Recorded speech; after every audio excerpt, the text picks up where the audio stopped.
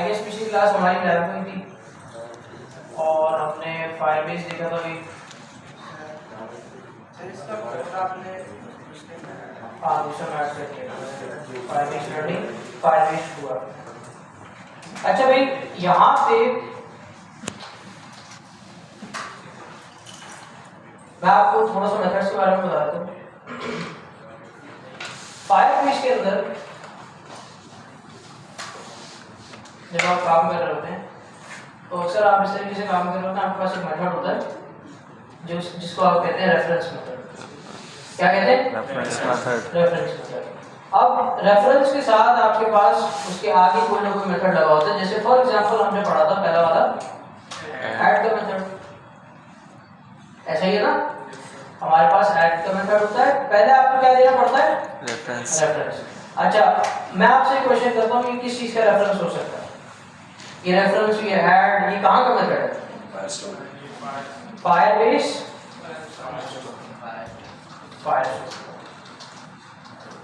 सही है भाई। तो आपको पहले क्या चीज प्रोवाइड करनी पड़ती है? रेफरेंस। अच्छा ये जो मैं लिख रहा हूँ ना, ये जावास्क्रिप्ट का सिंटैक्स नहीं है, ये इंग्लिश में ही मैं आपके लिए लिख रहा हूँ। तो यानी बेसिकली ये जो रेफरेंस है मेरे पास, इसके अंदर मेरे पास अगर कोई मेथड होगा रेफरेंस के लिए तो वो मेरे पास होगा करेक्शन।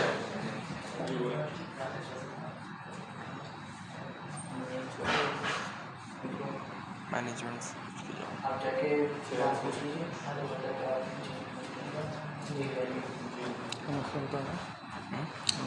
अच्छा भाई यहाँ पर कलेक्शन आ गई। अब कलेक्शन जो है हमारे पास मेथड है, कैसे पता? जरा इधर आते हैं, प्रॉपर आते हैं, जरा साइन आउट। उसके बाद हमारे पास मेथड था ऐड टू। इसमें देखिए डेटाबेस है मेरे पास मौजूद। Yes sir. डेटाबेस कहाँ से आ रहा है आपको बता सकता है? फायरबेस से। यहाँ पे मैंने सबसे टॉप पर एक वेरिएबल बनाया है डीबी के नाम से, उसमें क्या है? Firebase dot Firestore. सही है। अब ये मेथड मुझे अगर इन केस में भूल गया कि क्या वेरिएबल रखा हुआ है या मुझे नहीं याद आ रहा, तो मैं क्या करूँगा कि फायरबेस की डॉक्यूमेंटेशन पर आऊँगा, बिल्ड पर जाऊँगा, फायरस्टोर पर जाऊँगा, तो ये मुझे इनिशियली इंट्रोडक्शन के पेज के ऊपर लेकर आएगा।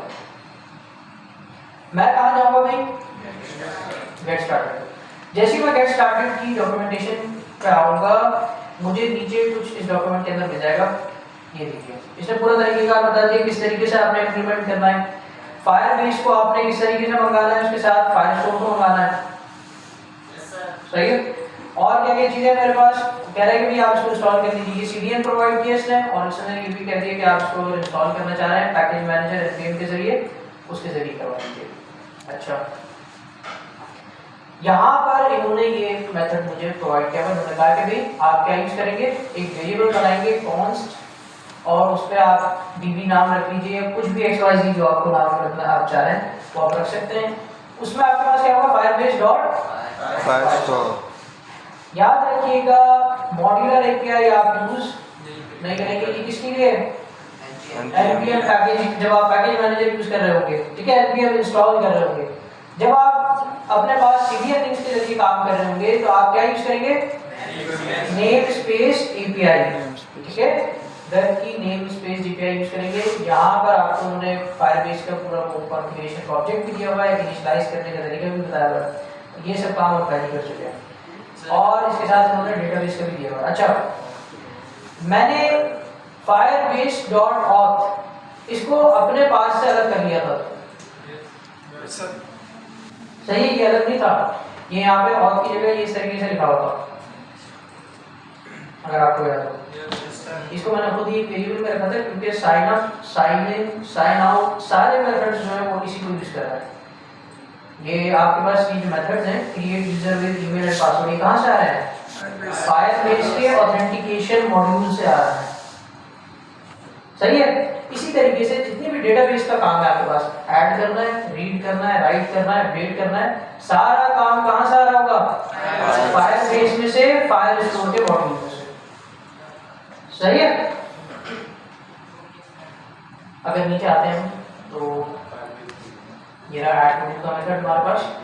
डीबी यानी डेटाबेस, ये इसकी जगह क्या होगा? Firebase dot Firestore dot collection. ये पूरा जो बन रहा है आपके पास इसको हम कहते हैं रेफरेंस।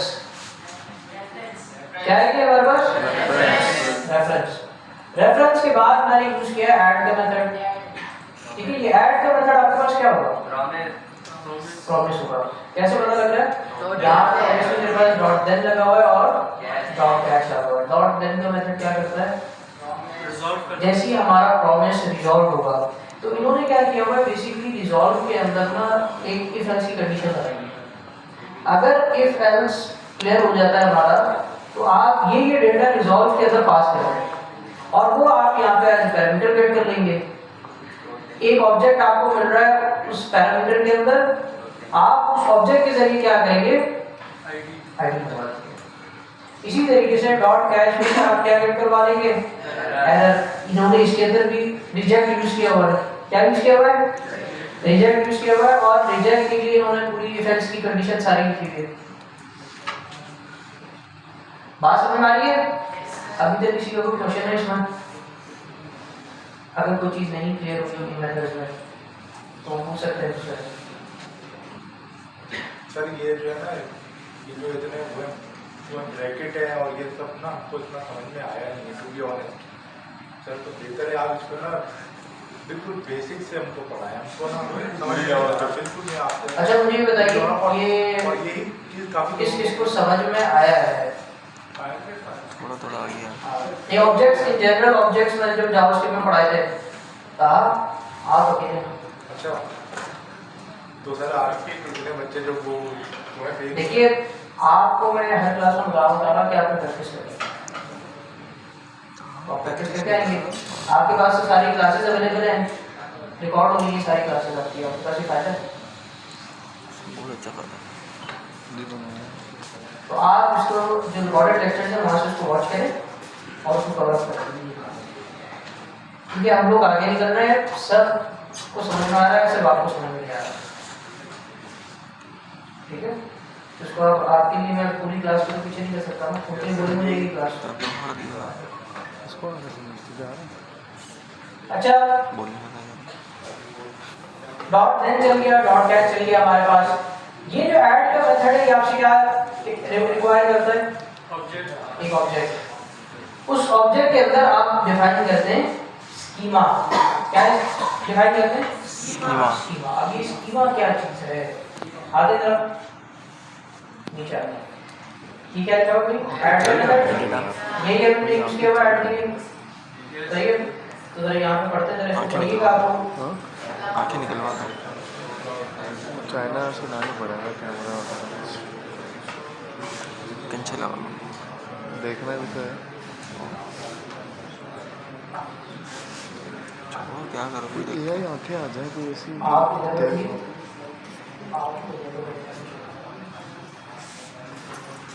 कोई AI वाली आंखें आ जाए तो समझ नहीं आता है।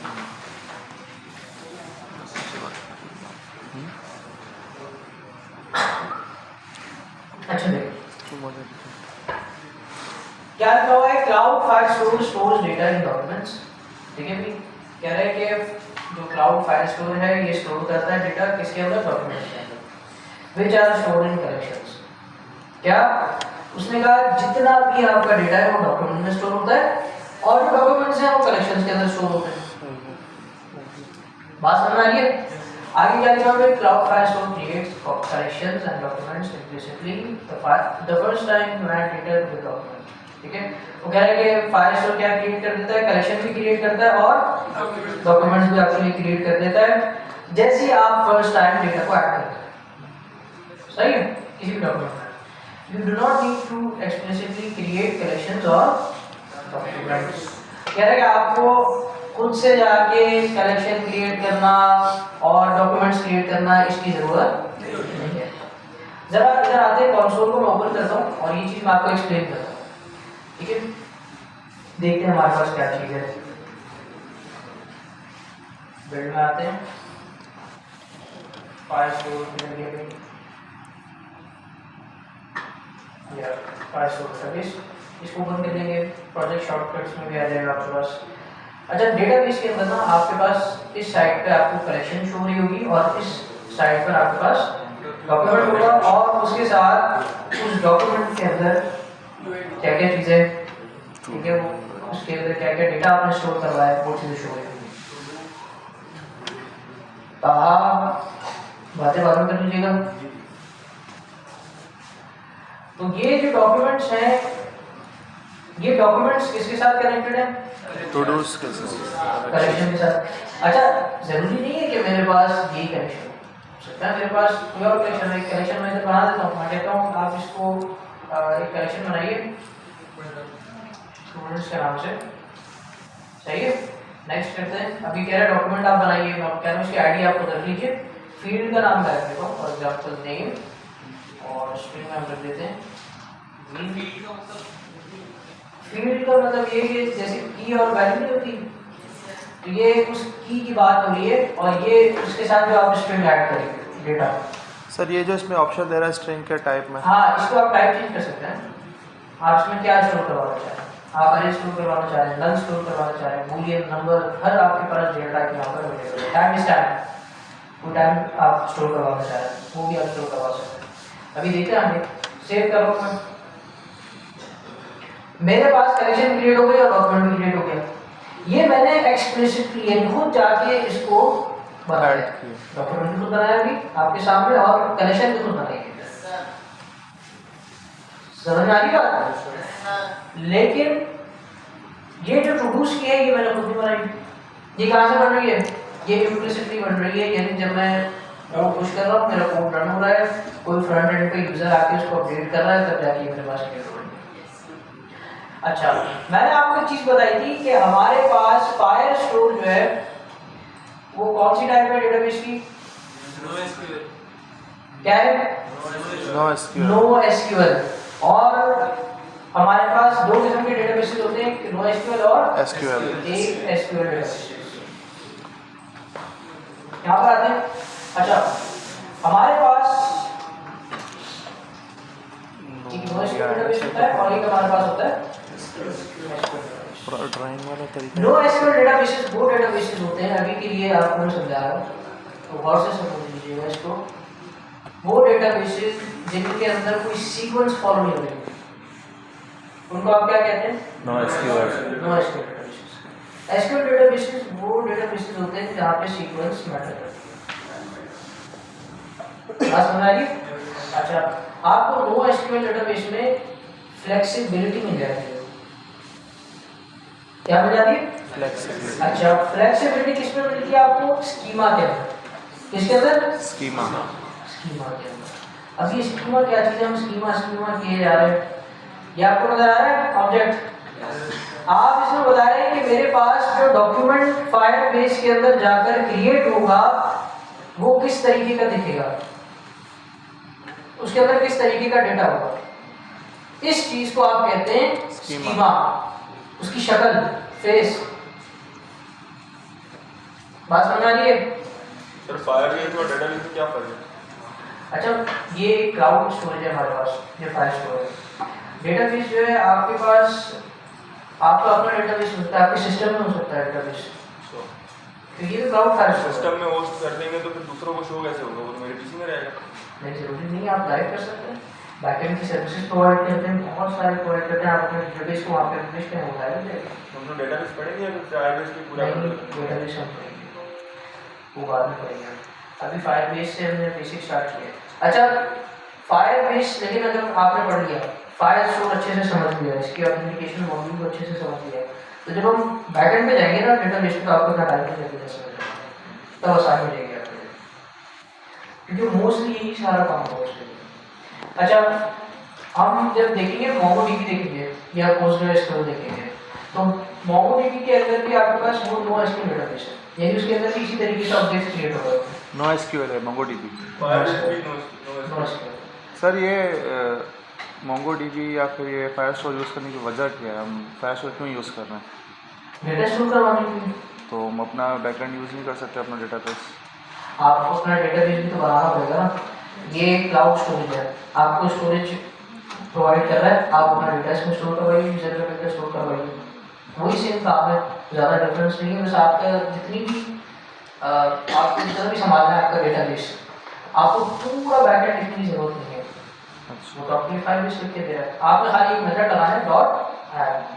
सही अगर मैं इधर अभी लिखने लग जाऊं तो मुझे सिर्फ ये फंक्शनैलिटी डेटाबेस के साथ कनेक्टिविटी और ये हर चीज़ मुझे 45 मिनट्स लगेंगे सिर्फ आपको शो करना है, कनेक्टिविटी और पूरा स्कीमा डिफाइन करना और उसमें डेटा ऐड करवाना, सही जबकि मैं आपको पूरा फाइल स्टोर इंटीग्रेट करवा के दिखा सकता हूँ एक क्लास के अंदर। ऑथेंटिकेशन फाइल स्टोर दोनों मॉड्यूल में आपको एक क्लास के अंदर करके दिखा सकता हूँ। क्यों? क्योंकि मेरे पास मेथड सारे अवेलेबल हैं, मैं उन मेथड्स को यूज़ करूँगा और सफाई उठाऊँगा। फायर कितनी स्पेस देता है आपको अलाउ करता है? आई थिंक मैंने लास्ट टाइम चेक किया था तो 20,000 GIB ये यूज़ करते हैं, उसके मुताबिक एक डेटा आप अलाउ करते हैं। अगर आपकी यूज बढ़ती है, इससे ज़्यादा एक्सटेंड होती है तो खुद ब खुद आपके पास बिल ज़्यादा शो हो जाएगा। जीबी वगैरह में नहीं होता? GB में नहीं होता, GIB ये यूज़ करते हैं। मैं भूल चुका हूँ इसकी फुल फॉर्म क्या है, सर्च कीजिएगा। अच्छा, ये क्या है? NoSQL database. अब NoSQL डेटाबेस में मैंने आपसे कहा था सीक्वेंस मैटर नहीं करती। ये जो स्कीमा है ये फ्लेक्सिबल होता है, यानी इसमें आप टू इस तरीके से करते हैं, कोई मसला नहीं है, आगे पीछे करते हैं, इसमें सीक्वेंस मैटर नहीं करती। इसी तरीके से जरा हम एक और स्कीमा बनाते हैं। स्कीमा के बारे में बात करते हैं, जैसे अगर हम प्रॉमिस के ऑब्जेक्ट्स बनाते हैं तो वो स्कीमा ही कहलाएगा। प्रॉमिस के अंदर अगर आप ऑब्जेक्ट ऐड कर रहे हैं वो स्कीमा ही होगा की वैल्यू के साथ, हाँ अगर आप डेटा ऐड करवा रहे हैं प्रॉमिस के अंदर भी तो वो भी आपके पास स्कीमा ही, हम इसके अंदर प्रॉमिस के अंदर भी काम कर रहे हैं। ऐड का जो मेथड है हमारे पास, उसके पीछे क्या लिखा हुआ है? प्रॉमिस लिखा हुआ है। प्रॉमिस के अंदर हम क्या पास कर रहे हैं? कॉल करते हो ऑब्जेक्ट पास कर रहे हैं। सर मैंने एक चीज़ देखी थी, लोग डाटा को उठा के एक्सेल शीट में सेव करवा डेटाबेस में आता है। एक्सेल शीट का अक्सर पहले आपका जब डेटाबेस नहीं हुआ करता था तो एक्सेल शीट में काम करता था। वो आसान नहीं है तरीका। एक्सेल शीट पर काम करना अपडेट होती रहेगी ना, वो आपके डाटा उठाता रहेगा वेबसाइट से, एक्सेल शीट में ना कोई वो तो जीबी वगैरह का मतलब वो डाटा में सेव करता रहेगा टेबल फॉर्म में। आपकी स्टोरेज ऑक्यूपाई होगी ना, आपकी सिस्टम की स्टोरेज ऑक्यूपाई होगी। एक्सेल शीट तो आपके एक्सेल का जो प्रोग्राम होगा आपके पास है, एक्सेल शीट की जो क्रिएट होगी वो आपके उस सिस्टम पे होगी, तो सारा यूजर का डेटा फिर आपके पीसी पे होगा। इसीलिए हम सर्वर्स का इस्तेमाल करते हैं, सर्वर पर यूजर का डेटा रखते हैं कि आप जितना भी स्टोर करना है यूजर का डेटा वहाँ पे स्टोर करें। अच्छा, एक स्कीमा बनाते हैं। जरूरी नहीं है कि आप जो ऑब्जेक्ट है उस ऑब्जेक्ट के अंदर आप सिर्फ टू या यूआईडी रखें। ये तो मैंने सिंपल सा एक बेसिक आपको समझाने के लिए बनाया था। आप अगर मैंने आपको बताया OLX का बनाया है, OLX पे प्रोडक्ट्स होती हैं। अब क्या क्या चीज़ होगी आपके पास? सबसे पहली चीज़ तो है प्रोडक्ट का नेम, ठीक है, फॉर एग्जाम्पल कैटेगरी, यहाँ पर आपके पास है लैपटॉप है भाई, आपके पास HP, ठीक है। और इसके साथ साथ क्या हो सकता है भाई? प्राइस हो सकती है, ऐसे ही है ना। यस सर मैंने कहा इसकी प्राइस है 50 ठीक है। और मॉडल क्या क्या हो सकता है भाई? हम कर देते हैं रिव्यूज। अब आप लोग बताइए रिव्यूज की डेटा टाइप क्या होनी चाहिए? स्ट्रिंग रिव्यूज तो मल्टीपल हो सकते हैं। ऑब्जेक्ट अरे किसने कहा? किसने कहा? अरे पीछे से कहा भाई, कुछ स्टूडेंट्स हैं तो उन्होंने लगाया पीछे से। यहाँ पर क्या होगी हमारे पास? क्यों रिव्यूज मल्टीपल हो सकते हैं, सही है। तो वहाँ पे हम रिव्यूज के लिए क्या यूज करेंगे? ऑब्जेक्ट में डाल सकते अरे यूज करेंगे। ऑब्जेक्ट में आपके पास फिर इसी तरीके से की वैल्यूज हो जाती है ना। अरे में जब आपके पास बहुत सारा डेटा सेट है एक ही तरीके का, रिव्यूज हैं, स्ट्रिंग है मल्टीपल, आप इसके अंदर ऐड कर देते हैं, यानी इस तरीके से। ये देखिए ना, यहाँ पर की वैल्यू की जरूरत नहीं है आपको, सर इसके अंदर इस तरीके से आपने स्टोर करवाना है। हाँ, अगर आपको रिक्वायरमेंट कुछ इस तरीके से आ जाती है कि इसमें की भी होनी चाहिए तो फिर आप उसको ऑब्जेक्ट बनाएंगे, लेकिन हमारी रिक्वायरमेंट ही नहीं है, यहाँ पे तो खाली स्ट्रिंग स्टोर करवाना है। सही भाई, ये चीज क्लियर हुई? अच्छा, तो ये स्कीमा है मेरे पास। अच्छा, इस स्कीमा को मैं आगे पीछे कर सकता हूँ क्या? मुझे जरूरी है कि मैं इसको उसी तरीके से कुछ इस तरीके से लिखा हुआ है, आगे पीछे कर सकता हूँ। अब देखते हैं जरा, मैं इसके एक और डेटा बना देता हूँ, ठीक है। यहाँ पे लैपटॉप है, इसको हम कर देते हैं मोबाइल, ठीक है, इसको हम कर देते हैं 25, सर इसमें आईडी चाहिए क्या? आईडी नहीं होगी? आईडी अच्छा, मैं ये सपोज कर रहा हूँ कि आईडी जो है वो फाइल स्टोर क्रिएट कर रहा होगा। अगर आप क्रिएट कर रहे हैं तो उसके लिए आपको लॉजिक लिखनी पड़ेगी। डेटा लेकिन आपका इसी तरीके से होगा। अक्सर आप आईडी ना खुद से नहीं बना सकते, चाहे बैकएंड पे हो चाहे फाइल स्टोर पे। आईडी के लिए आपने फंक्शन लगाया हुआ होता है, वो आईडी जनरेट करता है और वो फंक्शन आप यूज कर रहे होते हैं डायरेक्टली उस ऑब्जेक्ट के साथ, क्योंकि जैसे ही कोई नया ऑब्जेक्ट क्रिएट होगा ये आईडी उसके साथ अटेंड कर देता है। समझ रही बात?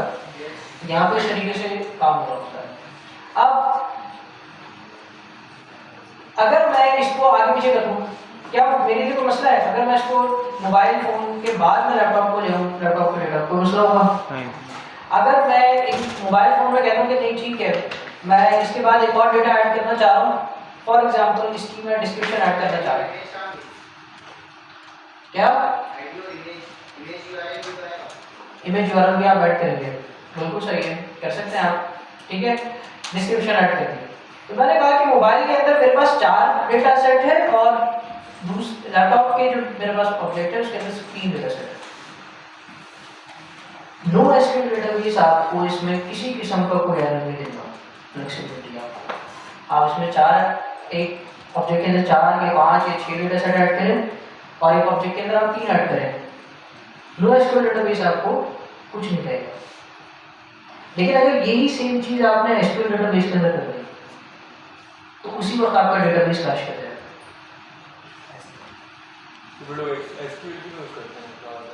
बैंकिंग एप्लीकेशंस, वहाँ पे यूजर का डेटा आगे पीछे नहीं किया जा सकता। अक्सर आप फिनटेक में इसको यूज होता हुआ देखेंगे, फाइनेंस टेक जो है हमारा, उसके अंदर आप इसको बहुत ज़्यादा यूज होते हैं। बैंकिंग एप्लीकेशन है, यूजर का क्रेडेंशियल्स आगे पीछे कर सकते हैं आप।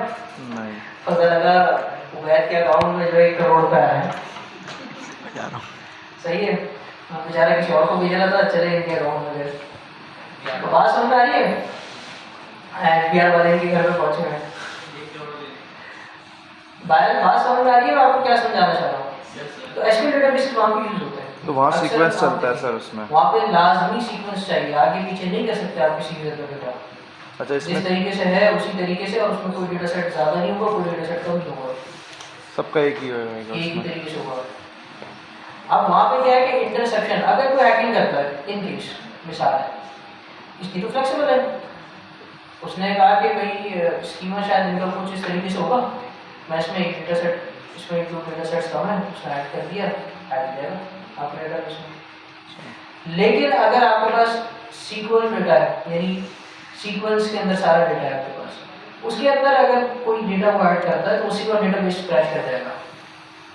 अगर कोई उसको स्कीमा नहीं पता, वो अपने हिसाब से स्कीमा डिफाइन कर रहा है, स्कीमा में उसने कोई एक लफ्ज़ गलत कर दिया तो पूरा डेटाबेस आपका क्रैश कर जाएगा। आपको उसमें पता लग जाएगा किसी ने कुछ करने की कोशिश की है। अच्छा, ये किसी का सारी है। आगे बात समझ में? कोई क्वेश्चन है इससे रिलेटेड अब तक? ये चीज़ अगर नहीं समझ में आई हो तो आप उससे क्वेश्चन कर लें। ऐड का मेथड क्लियर हो गया, मेथड्स किस तरीके से कॉल हो रहे हैं, डॉट देन, डॉट कैच, सब कोई प्रोमिसेस हैं जो हमने पढ़े, कुछ भी नहीं है इसमें। ठीक है, अच्छा आगे बढ़ते हैं जरा। अब ये हम आए गेट प्रोड्यूस के फंक्शन के ऊपर। मैंने ये फंक्शन कहाँ से उठाया था? आप यहाँ पर आएंगे साइड बार पे, नीचे स्क्रॉल करेंगे, रीड डेटा, और आप किस पे जाएंगे? Get real time. मैंने आप लोगों के साथ एक एप्लीकेशन आपके ग्रुप पे शेयर की, किसने यूज़ की थी? वो चैट एप्लीकेशन थी, यूज़ की थी? माशाल्लाह सबने यूज़ की थी। अच्छा, जिस बैच में जिन स्टूडेंट ने बनाई थी ना, उस बैच में कम स्टूडेंट्स ने यूज़ की थी, आपने सबने यूज़ की थी। चलो बहुत अच्छी बात है। वो एप्लीकेशन आपने देखी थी, उसमें चैट करके देखा था? अच्छा, आप 2 लोगों ने खोल के साथ में बैठ के चैट करके देखा था? करके देखा था? उसी रियल टाइम अपडेट हो रहा था, वो फायर स्टोर से उन्होंने क्रिएट किया था। उन्होंने आके क्लास के एंड में मुझसे पूछा था कि सर ये मैं किस तरीके से बना सकता हूँ, तो मैंने उनको ये मेथड नीचे जो है शो कर दिया था। मैंने कहा था आप इसके ज़रिए बना सकते हैं, नीचे आएंगे ये वाला मेथड, ये हमने यूज़ किया हुआ ना, तो ये मेथड आप यूज़ करेंगे, इसके ज़रिए आप रियल टाइम अपडेट्स हासिल कर सकते हैं। तो उन्होंने ये चीज़ ऐड कर दी थी। तो जैसे ही कोई डेटा ऐड हो रहा है फाइल स्टोर के अंदर, वैसे एक डेटा आएगी, चाहे एप्लीकेशन आपकी काम करेगी। बात समझ में आई? तो ये चीज़ें आप भी कर सकते हैं। आप जरा सोचिए कि मैं किस जगह इसको इम्प्लीमेंट कर सकता हूँ। जी कोई क्वेश्चन कर रहे थे आप? कोई क्वेश्चन था? अच्छा जरा इस मेथड को सोचते हैं। यहाँ पे डीबी कलेक्शन क्या है? क्या है? रेफरेंस। अब रेफरेंस के बाद कौन सा मेथड यूज होगा? वेयर अच्छा आप अक्सर रेफरेंस के बाद क्या करते हैं? ऐड आप मेथड यूज करते हैं, ठीक है। तो यहाँ पे मैं वापस सिंटैक्स इसको हटा रहा हूँ, जो जावास्क्रिप्ट की फाइल लिस्ट है, मैं अपना लिख रहा हूँ रेफरेंस। रेफरेंस के बाद क्या होगा आपके पास?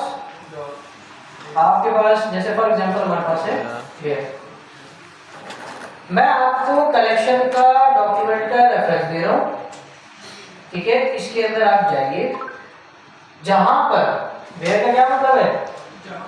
जहां पर कंडीशन 1 कितने पैरामीटर चाहिए? 3 चाहिए। कौन कौन से? एक आपके पास कंडीशन 1 होती है, कंपैरिजन ऑपरेटर होता है, और उसके बाद फिर आपके पास कंडीशन।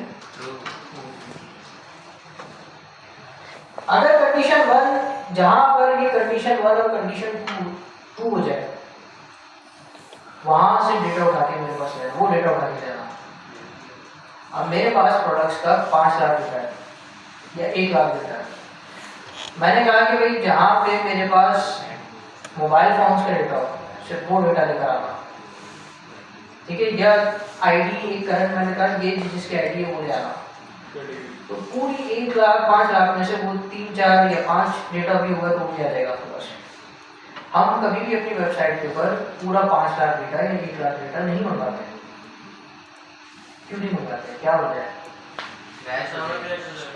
आपके लिए आपकी एप्लीकेशन फ्रंट एंड के लिए मसला होगा, यूजर इंटरफेस खराब हो जाएगा। 5 लाख यूजर का डेटा, 1 लाख यूजर का डेटा, कौन स्टोर करेगा 5 लाख डेटा? आप इसके लिए देखते हैं एक वर्ड यूज होता है पैजिनेशन। आपने वेबसाइट से देखी होगी, देखते ना नेक्स्ट पेज पे चले जाएंगे, फिर नेक्स्ट पेज पे और आपके पास आ रही होती हैं, फिर आप उससे नेक्स्ट पेज पे चले जाएंगे, तीसरे पेज पे और आपके पास वेबसाइट्स आ रही या प्रोडक्ट्स आ रही होती हैं, इसी तरीके से अंदर। अच्छा वो भी लोड होती है रियल टाइम पे,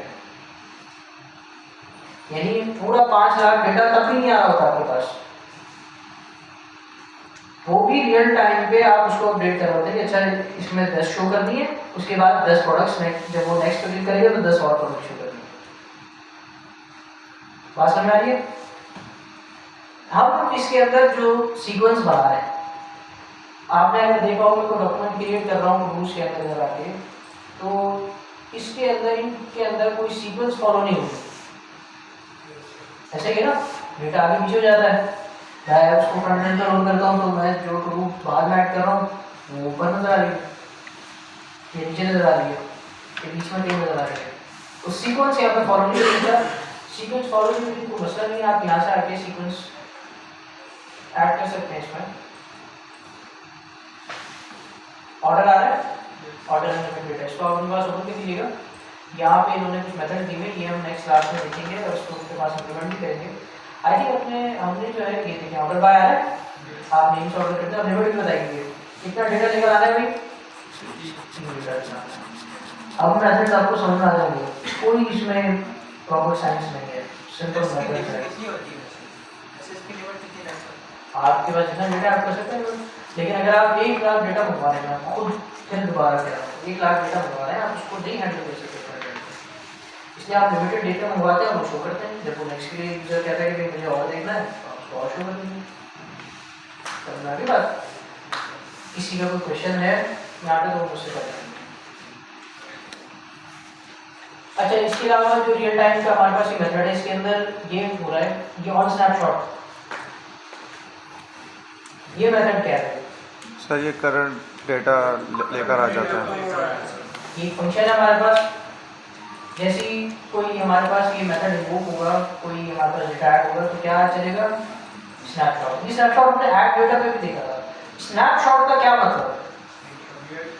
सर मैंने करंट आपको डेटा मिसाल दी थी स्क्रीनशॉट, उसको दोबारा रिवाइज करें। मैं आपसे कहता हूँ भाई आप स्क्रीनशॉट भी ले रहे हैं, आप इमेज कैप्चर कर रहे हैं, तो आप सबकी इमेज कैप्चर करो। मैंने कहा पीस साइन शो करें, क्या शो करें?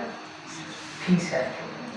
आप सबने शो किया, जैसे मैंने इमेज कैप्चर किया आपने हाथ नीचे कर दिया, जैसे मैंने इमेज कैप्चर की उसके बाद आपने हाथ नीचे कर दिया। तो जिस टाइम पे इमेज कैप्चर की थी उस वक्त आपके पास पी साइन ऊपर था, तो आपको इमेज में पी साइन नजर आएगा, यस सर। चाहे उसके बाद आपका जो डेटा है वो चेंज हो जाए। तो स्नैपशॉट का इधर यही मतलब है कि उस वक्त जो डेटा होगा उसकी जो भी हालत होगी उसी हालत में आ जाएगा। और फॉर एग्जाम्पल आपने यहाँ से डेटा मंगवाया रियल टाइम डेटा से, आपके पास क्या क्या भाई रनिंग React.js, ठीक है। अब जैसे ही आपने डेटा मंगवाया है उसके बाद आपका डेटा डिलीट हो गया, ठीक है, कोई भी चली या कुछ हुआ, आपका उसी सेकंड के बाद स्नैपशॉट जैसे चला उसके फौरन बाद जो है डेटा डिलीट हो गया, तो आपके पास कोई चेंज नहीं आएगा, आपको वो डेटा जो स्क्रीनशॉट का वो मिल जाएगा। लेकिन जब दोबारा आप उसकी तस्वीर लेंगे तब आपको वो चीज change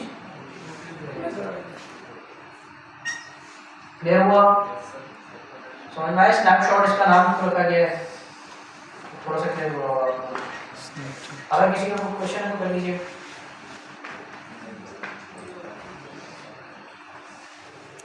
snapshot, Snapchat, snap video. अच्छा, इस फॉर ईच में अगर आपको मसला हो रहा है तो ये भी मैं आपको एक्सप्लेन करूँ। भाई कहा जा रहा है जो भी डॉक्यूमेंट आ रहा है, क्या है, जो भी डॉक्यूमेंट जो भी डॉक्यूमेंट आ रहा है, फॉर ईच का मतलब कितने हमने नहीं लिखा, जो भी मान के चलिए ये लूप है जो अरे के ऊपर मतलब लगता है हमारे पास। जैसे ही फॉर ईच आप उसको कनेक्ट कर देंगे तो क्या होगा, यहाँ पे आपके पास अगर एक पूरा अरे आ रहा है डेटा, ठीक है, तो उसमें से हर डेटा एक एक करके आपको मिल जाएगा और वो पूरा डेटा आपके पास आ जाएगा, उसमें से आप जो भी चीज़ एक एक करके गेट करनी है। यहाँ पर हमारे पास एक ऑब्जेक्ट मिल रहा है चेंज डॉट डॉक्यूमेंट, ठीक है। चेंज डॉट डॉक के अंदर मैंने आपको बताया था कि इसके अंदर वो डेटा मिल रहा है जो कि हमारे लिए रीडेबल नहीं है। ये फायरबेस का एक ऑब्जेक्ट है जो कि हम रीड नहीं कर सकते। अगर हमें इसको रीड करना है तो हमें इसके साथ क्या क्या चीजें प्रोवाइड करनी पड़ेगी, डॉट डेटा या डॉट आईडी गेट करनी पड़ेगी। जब आप इनको गेट करेंगे तभी आपको रीडेबल फॉर्मेट में डेटा मिलेगा। क्लियर हो? किसी का कोई क्वेश्चन? सर ये चेंज डॉट टाइप क्या करता है सर? चेंज डॉट कंडीशन भी तो लगा यहाँ पे, अच्छा चेंज का ऑब्जेक्ट है, ये देखिए जैसे फॉर ईच चला एक ही डेटा आ गया, ठीक है। यहाँ पर आपके पास अरे था, मैं आपको उसको एक्सप्लेन करता हूँ। हमारे पास एक अरे था, ठीक है, और अरे के फौरन बाद जो है जैसे मैंने फॉर ईच चलाया तो ये अरे जो है मेरे पास हट गया और जितने भी डेटा था वो एक एक करके मेरे पास आने लगा, ठीक है। नंबर्स मैं अभी के लिए ऐसे एग्जाम्पल के लिए रखता हूँ, मेरे पास नंबर्स आने शुरू हो गए, ठीक है। तो यहाँ पर क्या है, मेरे पास डेटा आ गया, डेटा के अंदर एक ऑब्जेक्ट है मेरे पास, जो भी डेटा आ रहा है उसके अंदर फायरबेस का ऑब्जेक्ट रखा हुआ है और वो कहाँ पर है, चेंज के अंदर है। चेंज को मैंने यहाँ पर कंडीशन के अंदर रखा और मैंने कहा इसके अंदर आपको एक रेफरेंस मिलेगा जो भी कंडीशन चलेगी डॉट टाइप। ऑब्जेक्ट के अंदर जैसे ही क्रिएट होगा तो फायरबेस के पीछे वाले लिखी हुई है, डिफेंस की कंडीशंस लिखी हुई है, फायरबेस ने लिखा हुआ भाई जैसे ही ये ऑब्जेक्ट इनके पास चल जाए तो आपने इस ऑब्जेक्ट के अंदर एक टाइप की ऐड करके देनी है। क्या ऐड करके देना है, टाइप। अगर ऐड हुआ है तो टाइप में आप स्टोर कर पाएंगे एडेड, अगर टाइप में मॉडिफाइड हुआ है तो आप क्या करेंगे, अपडेट हुआ है डेटा मॉडिफाइड, डिलीट हुआ है डेटा तो रिमूव, ठीक है। तो यहाँ पर ये आपके पास ऑब्जेक्ट के अंदर की ही एक चीज है जिसको रेफरेंस किया जा रहा है। तो यहाँ पे चेंज के डॉक्यूमेंट में आपको मिल जाएगा भाई डॉट टाइप।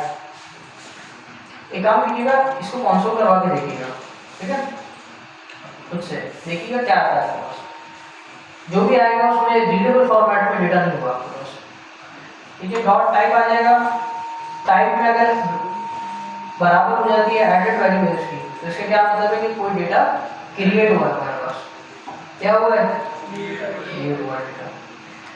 क्लियर होगी ये चीज? और कोई क्वेश्चन?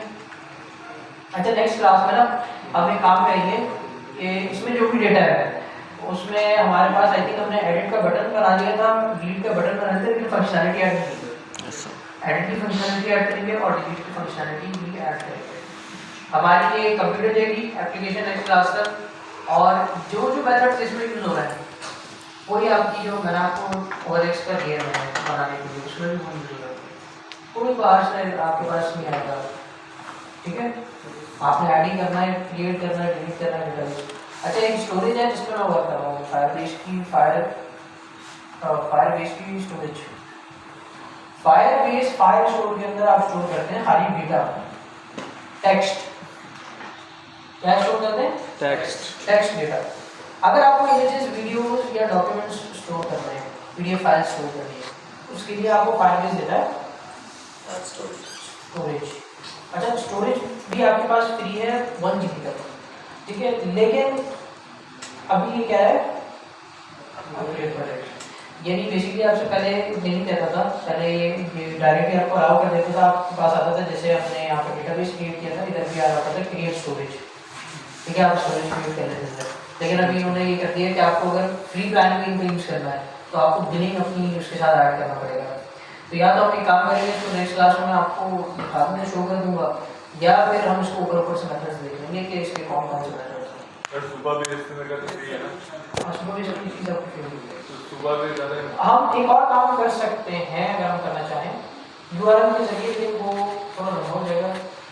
तो चलिए देखेंगे बात नेक्स्ट क्लास में, अगर हम सुबह भी इसमें आ रहे हैं, मतलब उसको पढ़ लेंगे, किसी भी चीज़ें तकरीबन वो बाद में पढ़ेंगे, नहीं करेंगे, वो आसान नहीं। ES6 के बाद नहीं करेंगे, अच्छा या मैं सोच रहा हूँ GAT के बाद डायरेक्ट उसको शो करूँगा कुछ और।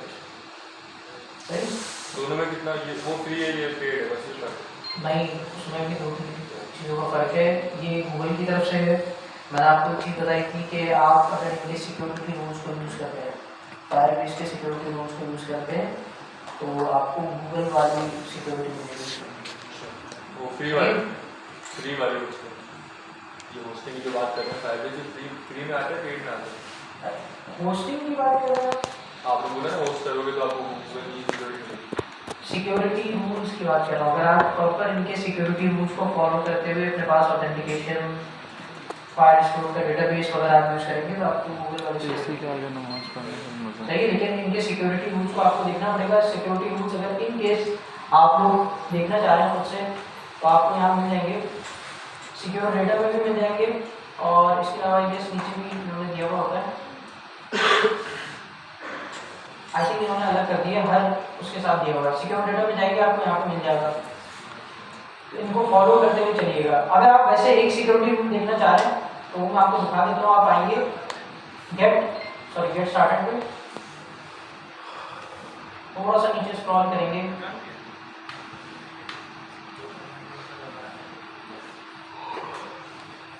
ये बिग डेटा का मेथड आ गया, ये रहा। क्या लिखा हुआ भाई, secure your data if you are using the web, Android और Apple platforms SDK, use Firebase authentication and Cloud Firestore security rules to secure your data in Cloud Firestore. तो ये अगर आपको अपना डेटा सिक्योर करना है तो आपको ये यूज़ करना पड़ेंगे फाइल स्टोर के, ठीक है। क्या लिखा हुआ है, अलाउ रीड राइट, ये कंडीशन कुछ हमें जानी पहचानी से लग रही है। आप लोगों के पास ना एक इशू भी आ रहा होगा, जाते हैं फाइल स्टोर पे, डेटाबेस, बहुत सारों के पास परमिशन का इशू आ रहा होगा। भाई आप रूल्स में आएंगे और बाय डिफॉल्ट जब आप प्रोडक्शन मोड के लिए अपने पास लाते हैं, प्रोडक्शन मोड से ही बनाया था अपने पास डेटाबेस, जब आप डेटाबेस क्रिएट करते हैं तो आपको यहाँ पर बाय डिफॉल्ट मिलता है फॉल्स। अगर आप देखेंगे मुझे भी इन्होंने क्या दिया था, फॉल्स। मैंने इसको फिर अपडेट किया था, मैंने किया था ट्रू। आपको सिक्योरिटी रूल लाजमी, इधर हमने ये डायरेक्ट किया था, ठीक है, ये सिक्योर नहीं है, किसी भी चीज़ में सिक्योर नहीं है, आपको खुद ही एरर दे रहा है, तो ये ट्रू है, ठीक है। यहाँ पे ये कह रहा है, ये चीज़ मैं आपको एक्सप्लेन कर देता हूँ, इफ रिक्वेस्ट डॉट ऑथ, यानी रिक्वेस्ट में आपके पास ऑथ यही है, ठीक है, ऑथराइज्ड है, डेटा जो भी आ रहा है, यूजर जो भी है वो ऑथराइज्ड है, और उसका जो भी केस में आ रहा है वो नल नहीं है, यानी not equals to null. If request dot auth is not equals to null, और ये उर्दू वाला और कह रहा हूँ, ये इंग्लिश वाला नहीं, उर्दू वाला और कह रहा हूँ, request dot auth dot UID is double equals to UID. इसका मतलब है आप भी चेक करेंगे कि जो यूआईडी हमारे पास पड़ी हुई है इस यूजर की और जो आ रही है आगे से, ठीक है, वो बराबर है और मैच हो जाती है तो फिर इसको आप आगे ऑथराइज यानी कि रीड भी कर सकता है डेटा को और राइट भी कर सकता है डेटा। ये सिक्योरिटी रूल है सिंपल सा, इसमें और भी सिक्योरिटी रूल्स हैं जो आप आगे देखेंगे वक्त के साथ साथ। ठीक है, लेकिन उसके लिए आपको क्या करना पड़ेगा, डॉक्यूमेंटेशन रीड करनी होगी। प्रोडक्शन मोड में आएंगे तो ये वाली हमें पहले से मिल गई थी भाई, याद है ना, ये तो मिला था हमें, इसको प्रूव किया था। सही है, क्लियर हो गया आप लोगों को। बाकी नेक्स्ट क्लास में इसमें हम इस टूल एप्लीकेशन को अपना पूरा कंप्लीट कर लेंगे। आई होप आपको ये सब कुछ समझ में आएगा। मैंने आपको 4 मिनट ऊपर लेनी है, आप लोग ऑफ कीजिएगा। नेक्स्ट क्लास में जिनका कोई नहीं है वो कुछ देंगे। इजी है यार, क्या बोलते हैं।